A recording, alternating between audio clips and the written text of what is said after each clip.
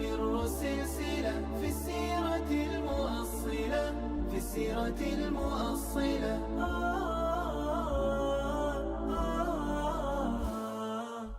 الحمد لله رب العالمين والصلاة والسلام على سید المرسلین وعلى آلہ وصحبہ اجمعین۔ غزوات النبی سیریز کی اگلی قسط کے ساتھ حاضر خدمت ہیں۔ پچھلی قسط میں ہم غزوہ تبوک کے بارے میں بات کر چکے کہ اس غزوے کے دوران کیا کیا واقعات پیش آئے، اور یہ کہ اس دوران کوئی لڑائی باقاعدہ نہیں ہو سکی، اور مسلمان اللہ کے نبی صلی اللہ علیہ وسلم کی قیادت میں کچھ دن وہاں پہ رکے، اور تبوک اور اس کے ارد گرد کے جو علاقے تھے وہاں پہ اللہ کے نبی صلی اللہ علیہ وسلم نے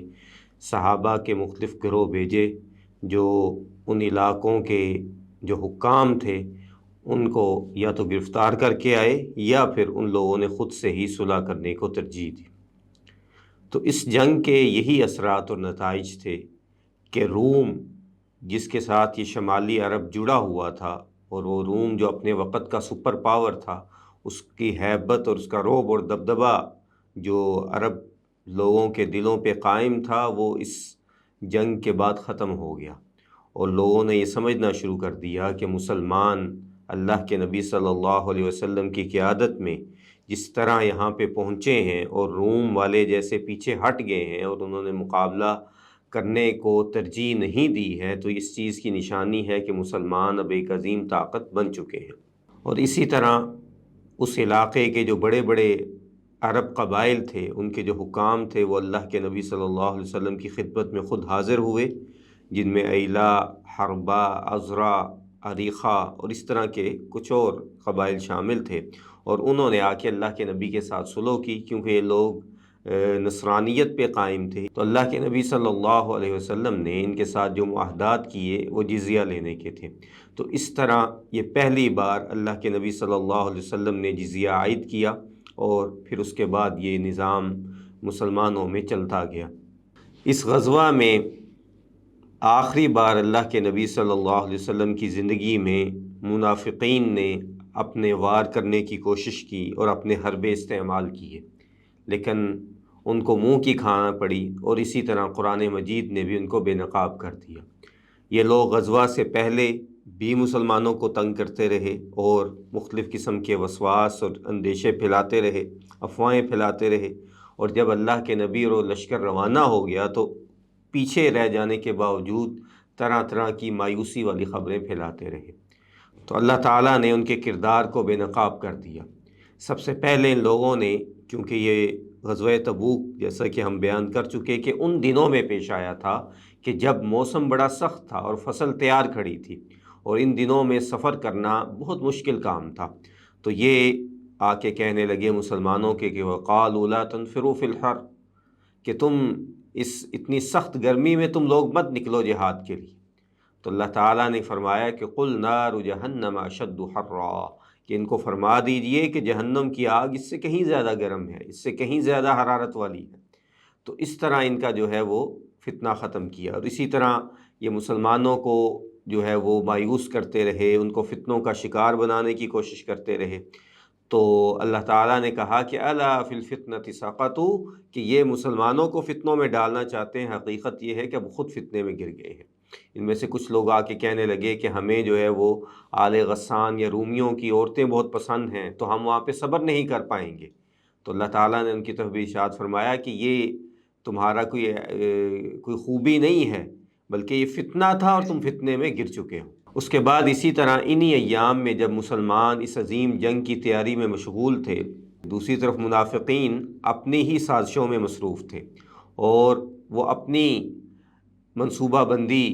کرنے میں لگے ہوئے تھے، اور اس منصوبہ بندی میں یہ شامل تھا کہ ہم ایک ایسی مسجد بنا لیں جو ہماری کارروائیوں کا مرکز ہو، جہاں پہ ہم اپنی سازشیں بن سکیں، اور وہ بظاہر مسجد نظر آ رہی ہو لیکن حقیقت میں وہ فتنے کا گھر ہو۔ اور اس کے لیے انہوں نے مسجد قباء کے پاس ایک جگہ پہ ایک مسجد تعمیر کی، اور اللہ کے نبی صلی اللہ علیہ وسلم کی خدمت میں آ کے حاضر ہوئے اور کہنے لگے کہ آپ وہاں پہ آ کے نماز پڑھیے۔ تو اللہ کے نبی صلی اللہ علیہ وسلم چونکہ ان دنوں جنگ کے لیے شدید مصروف تھے تو آپ نے معذرت کر لی اور کہا کہ میں جنگ سے جب واپسی کروں گا تو پھر میں آ کے دیکھوں گا کہ اس مسجد میں نماز پڑھنی ہے کہ نہیں پڑھنی ہے۔ تو اللہ کے نبی صلی اللہ علیہ وسلم جب واپس پہنچے اور ان لوگوں نے آ کے مسلمانوں کے سامنے بہانے بنائے، اللہ کے نبی کے سامنے آ کے کہا کہ میری یہ وجہ تھی یہ وجہ تھی، اور اللہ کے نبی ان کو معاف کرتے گئے۔ اور اللہ تعالیٰ نے قرآن مجید میں ارشاد فرما دیا کہ یعتذرون علیکم اذا رجعتم، کہ لوگ آپ کے پاس آ کے بہانے کریں گے کہ ہم نے یہ وجہ تھی یہ وجہ تھی جب آپ لوگ واپس آئیں گے۔ تو اب اس مسجد کے بارے میں بھی اللہ تعالیٰ نے اعلان فرما دیا کہ والذین اتخذوا مسجدا ضرارا وکفرا وتفریقا بین المؤمنین وارصادا لمن حارب اللہ ورسولہ من قبل وَلَيَحْلِفُنَّ إِنْ أَرَدْنَا إِلَّا الْحُسْنَى وَاللَّهُ يَشْهَدُ إِنَّهُمْ لَكَاذِبُونَ، کہ وہ لوگ جنہوں نے یہ مسجد بنائی تو وہ یہ مسجد جو بنائی تو یہ مسجد کوئی فائدہ مند نہیں ہے بلکہ مسجداً ضراراً، اللہ نے قرآن مجید میں کہا کہ نقصان پہنچانے والی یہ مسجد ہے اور کفر کے سبب اور مسلمانوں میں تفرقہ ڈالنے والی ہے، اور یہ اس انتظار میں ہے کہ اللہ اور اس کے رسول کی اس مسجد کے ذریعے مخالفت کر سکیں، یعنی وہاں پہ اپنی سازشیں بن سکیں۔ اور پھر اللہ تعالیٰ نے فرمایا کہ ضرور آپ کے سامنے قسمیں کھائیں گے، ہم تو بھئی بہت اچھا ارادہ رکھتے تھے، بھلائی چاہتے تھے، واللہ یشہد انہم لکاذبون، جبکہ اللہ تعالیٰ یہ گواہی دیتا ہے کہ اصل میں جھوٹے لوگ ہیں۔ اور پھر اللہ تعالیٰ نے اللہ کے نبی کو حکم دیا کہ لا تقم فیہ ابدا، آپ کبھی بھی اس مسجد میں کھڑے نہ ہوں، کبھی وہاں پہ نماز ادا نہ کریں۔ لمسجد اسس علی التقوی من اول یوم احق ان تقوم فیہ، اور وہ مسجد جو تقوی کی بنیاد پہ جس کی بنیاد ہی تقوی ہے، وہ یہ زیادہ حق رکھتی ہے کہ آپ اس میں جو ہے وہ نماز ادا کریں۔ اور وہ مفسرین نے جیسے کہ تفسیر کی، اس سے مراد مسجد قباء بھی تھی اور مسجد نبوی بھی ہے۔ اور پھر فرمایا کہ فیہ رجال یحبون ان یتطہروا، کہ یہاں پہ ناپاک لوگ ہیں، ناپاک ارادوں والے لوگ ہوں گے مسجد ضرار میں، جبکہ مسجد نبوی یا مسجد قباء میں صحابہ کرام ہیں جن کے دل پاک صاف ہیں، جو ظاہری اور باطنی دونوں طرح پاکیزہ لوگ ہیں، اور اللہ تعالیٰ ایسے لوگوں کو پسند کرتا ہے، واللہ یحب المطہرین۔ تو اللہ کے نبی نے پھر جب واپسی کی تو آپ نے 2 صحابہ کرام رضی اللہ تعالیٰ عنہم کی ڈیوٹی لگائی کہ جا کے اس مسجد کو گرا دو۔ ان میں سے ایک صحابی کا نام مالک بن دخشم اور دوسرے کا معن بن عدی تھا، تو یہ دونوں گئے اور ان کے ساتھ کچھ اور نوجوان صحابہ کرام مل گئے اور انہوں نے اس مسجد کو گرایا، بلکہ اللہ کے نبی کے حکم کے مطابق جلا کر راکھ کر دیا۔ اس کے بعد اسی طرح اس جنگ میں اہل ایمان کے لیے آزمائش تھی، انہیں اچھے طریقے سے آزمایا گیا، اور اللہ کے نبی صلی اللہ علیہ وسلم نے جب جہاد کا اعلان کیا تو یہ جہاد عام تھا، تو کوئی بھی ایسا صحابی پیچھے نہ رہا جس کے پاس کوئی عذر نہیں تھا، سوائے 3 لوگوں کے جن کا ہم آگے تذکرہ کریں گے۔ تو اللہ تعالیٰ نے پھر ان کی گواہی دی جو لوگ جہاد میں شریک ہوئے کہ لَقَدْ تَابَ اللَّهُ عَلَى النَّبِيِّ وَالْمُهَاجِرِينَ وَالْأَنصَارِ الَّذِينَ اتَّبَعُوهُ فِي سَاعَةِ الْعُسْرَةِ من بعد ما كاد يزيغ قلوب فريق منهم ثم تاب عليهم انه بهم رؤوف الرحیم، کہ اللہ تعالیٰ نے ان سب لوگوں کو جو نبی کریم صلی اللہ علیہ وسلم ہیں، صحابہ کرام ہیں، اور ان میں سے انصار، مہاجرین اور جو ان کی پیروی کرنے والے ہیں، سب کو اللہ تعالیٰ نے معاف کر دیا، کیونکہ یہ وہ لوگ تھے کہ جنہوں نے اس مشکل کی گھڑی میں جو ہے وہ اللہ کی طرف رجوع کیا، اور ان قریب تھا کہ ان میں سے کچھ لوگ جو ہے وہ پیچھے ہٹ جاتے، لیکن اللہ تعالیٰ نے جو ہے وہ ان کو مضبوط رکھا اور یہ لوگ جو ہے وہ شریک ہوئے۔ تو اب 3 ایسے صحابہ کرام رضی اللہ تعالیٰ عنہم تھے جو سچے بھی تھے لیکن ان کے پاس کوئی عذر بھی نہیں تھا اور وہ جنگ میں شریک نہ ہو سکے، اور وہ تھے سیدنا کعب بن مالک، سیدنا حلال بن امیہ اور سیدنا مرارہ بن ربیع رضی اللہ تعالیٰ عنہم۔ ان میں سے حلال بن امیہ اور مرارہ بن ربیع جو تھے یہ دونوں اصحاب بدر بھی تھے، جبکہ کعب بن مالک رضی اللہ تعالیٰ عنہ جو ہے وہ بیعت عقبہ اولیٰ میں شریک ہوئے تھے۔ تو اس لحاظ سے تینوں بڑے فضیلت والے صحابہ تھے اور تینوں کے پاس کوئی بہانہ بھی نہیں تھا، اور اس واقعے کی تفصیل جو ہے وہ تفاسیر میں اور کتب احادیث میں موجود ہے۔ سیدنا کعب بن مالک رضی اللہ تعالیٰ عنہ خود یہ واقعہ بیان کیا کرتے تھے، تو کہتے ہیں کہ جب اللہ کے نبی صلی اللہ علیہ وسلم نے اس جنگ کا اعلان کیا تو موسم بڑا سخت تھا اور پھل تیار کھڑا تھا، اور اس کے علاوہ جو ہے وہ بڑی شدید کمی تھی، سواری کی، رسد کی، سامان توشہ کی، ہر چیز کی کمی تھی۔ لیکن کہتے ہیں کہ دوسری طرف میری صورتحال یہ تھی کہ میں اپنی زندگی میں کبھی اتنا خوشحال نہیں تھا جتنا کہ اس جنگ کے دوران تھا، اور میرے پاس ایک نہیں 2 سواریاں موجود تھیں، اور میں جنگ پہ جانے کے لیے بھی تیار تھا۔ جب اللہ کے نبی صلی اللہ علیہ وسلم اور آپ کے صحابہ کرام روانہ ہوئے تو میں نے یہ سوچا کہ میری سواری تو بہت تیز ہے، تو میں بعد میں ان لوگوں کے ساتھ مل جاؤں گا۔ تو اس طرح ایک دن گزرا، 2 دن گزرے، 3 دن گزرے۔ جب 3 دن گزر گئے تو میں نے سوچا کہ اب تو میں ان کے ساتھ نہیں مل سکتا، تو اب میں پیچھے رہ گیا۔ اب میں مدینہ کی گلیوں میں نکلتا تو مجھے یا تو منافقین دکھائی دیتے یا پھر وہ لوگ جن کے پاس کوئی عذر تھا یا وہ مجبور تھے وہ دکھائی دیتے۔ دوسری طرف اللہ کے نبی صلی اللہ علیہ وسلم نے سائے رستے میں تو نہ پوچھا، لیکن جب آپ تبوک پہنچے تو آپ نے سوال کیا کہ بھئی کعب بن مالک دکھائی نہیں دے رہے۔ تو ایک بنو سلمہ قبیلے کے ایک شخص کہنے لگے کہ اس پہ جو ہے وہ اس کی دولت حاوی ہو گئی ہوگی۔ تو اللہ کے نبی صلی اللہ علیہ وسلم نے کچھ نہ کہا۔ سیدنا معاذ بن جبل کہنے لگے کہ اللہ کے نبی، ہم نے کعب بن مالک میں سوائے خیر کے کچھ نہیں دیکھا۔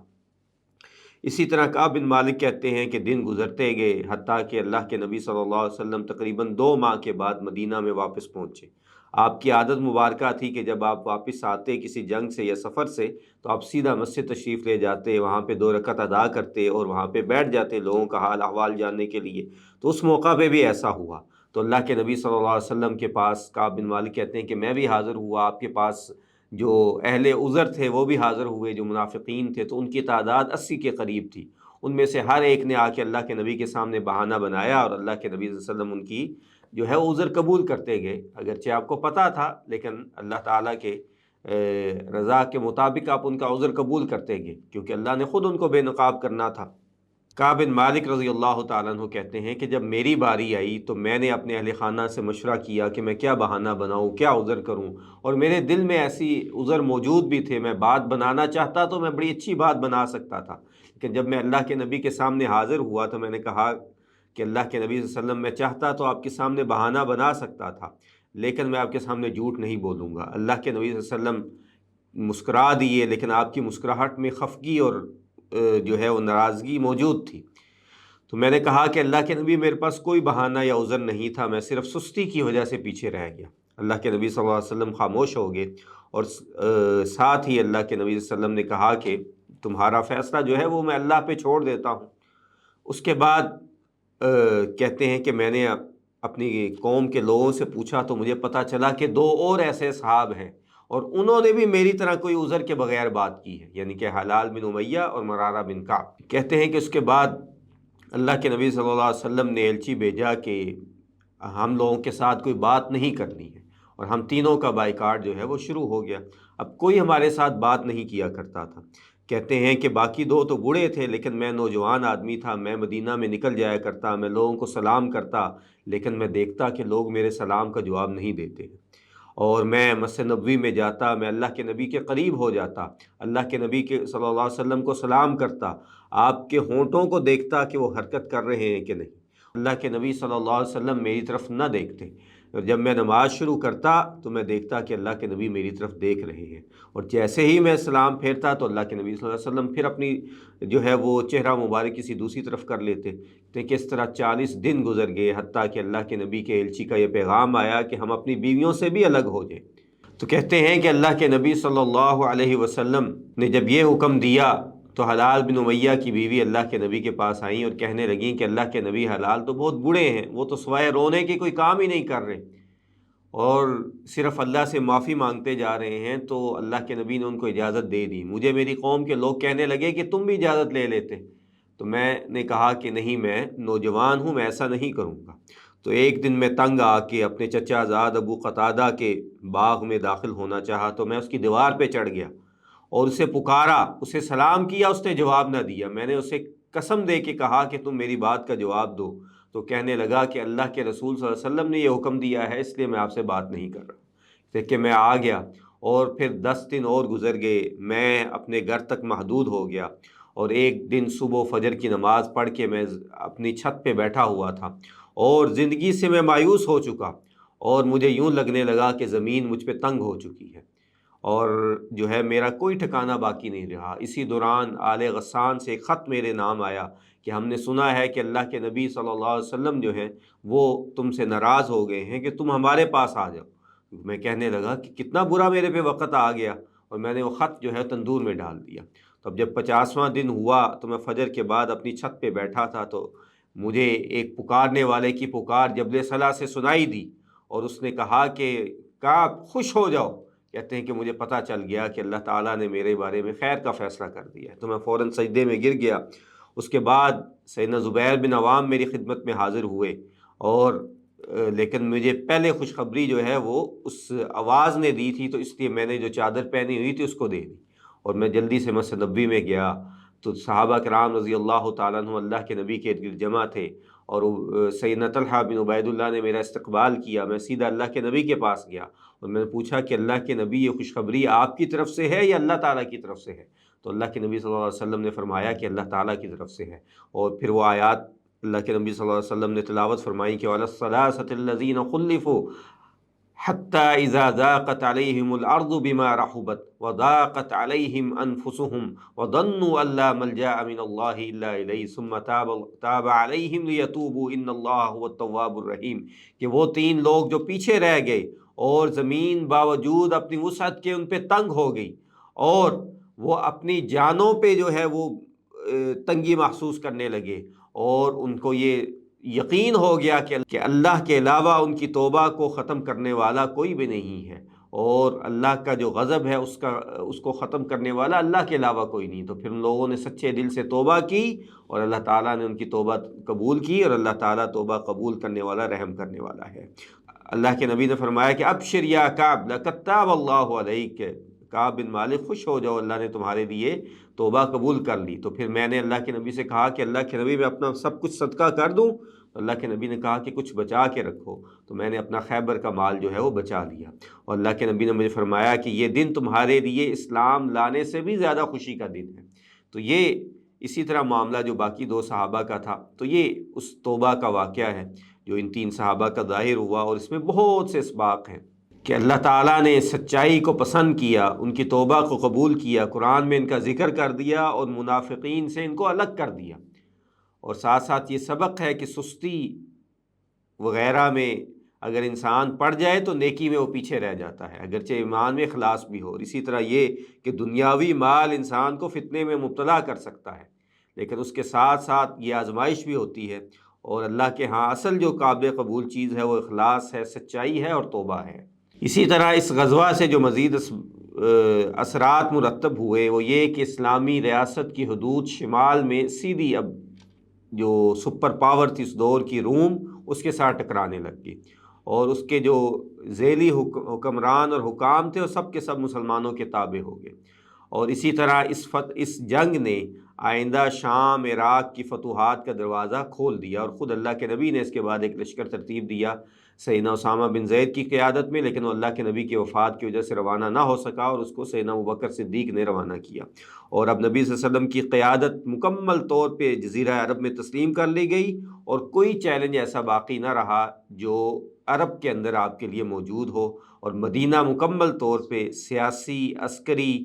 مذہبی لحاظ سے جزیرہ نما عرب کا مرکز بنا، اور اس کے بعد اسی طرح جو ہے وہ پوری دنیا کا مرکز بن گیا۔ اور اس کے بعد دوبارہ اللہ کے نبی صلی اللہ علیہ وسلم کسی جنگ کے سفر کے لیے روانہ نہیں ہوئے، اور اس کے بعد آخری سفر جو آپ کا تھا وہ حج کے لیے تھا، جو اس کے کچھ ماہ کے بعد ہی پیش آیا کہ اللہ کے نبی رمضان کے مہینے میں واپس آئے، اور ذوالقعد کے آخری ایام یا ذی الحج کے ابتدائی ایام میں اللہ کے نبی حج کے لیے روانہ ہوئے، اور حج سے واپسی کے بعد اللہ کے نبی صلی اللہ علیہ وسلم بیمار پڑ گئے، اور پھر آپ دنیا سے تشریف لے گئے۔ اللہ تعالیٰ ہمیں نبی کریم صلی اللہ علیہ وسلم کی سیرت سے سیکھنے کی توفیق عطا فرمائے۔ تو اگلی قسط میں ہم جائزہ لیں گے کہ ان غزوات کا اوورآل کیا امپیکٹ تھا، کیا اثرات تھے، اور اسی طرح اللہ کے نبی صلی اللہ علیہ وسلم کی سیرت کیا ہے ان غزوات سے جو ہم سیکھ سکتے ہیں۔ تو اب اجازت دیجیے، وباللہ التوفیق، وصلی اللہ علی نبینا محمد وعلی آلہ وصحبہ اجمعین۔